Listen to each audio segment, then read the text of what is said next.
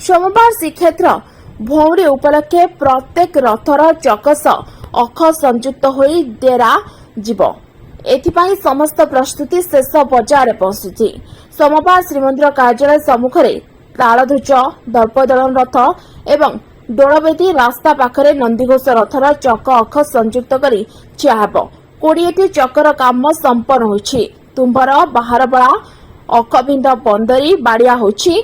11टी सालगुंज 24टी तीखगुंज 27टी जलयंत्र 32टी कुडुका 12टी ओरा और 12टी प्रथम भूई खंबी शेष होइछि। रूपकार सेवक माने 11टी सालगुजरे नृसिंह रूप खोदेई जारी रखिछन्ति। दोलवेदी अस्थायी कमार शारे ओझा सेवक माने पंदारी और कंचा और पंदारी चाबी निर्माण करुछन्ति।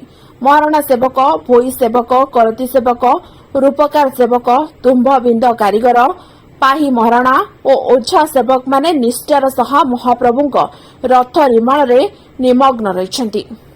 आज कार्यक्रम बर्तमान तो आम रथर 3 रथर कार्य तो द्रुत चली भी आम मुआंट महाराणा सेवक मैंने कार्य जोटा कि 6 फुट कार्य कर बिले भी होची सिंगड़ा बाड़िया भी चली चौक पैठ भी चली एपटे भी आगामी आम जोटा कि भौरी यात्रा का 2टी चक जोटा कि नाहका चक और नाहका अख प्रस्तुत होकर रही जो आम महाप्रभुଙ୍କର आज्ञामाला आसी सारिया पर आम चक डेरिया से कही आम खाली चक डेरा कार्य करूँ महाप्रभुଙ୍କର आज्ञामाला पहुँची सारिया पर या भी आज्ञामाला जोटा कि प्रथम बलभद्र चक अख डेरी था नंदीघोष रथर चक अख डेरी था माँ सुभद्रा चक अख डेरी सारिक आम हरिबोल पकई था।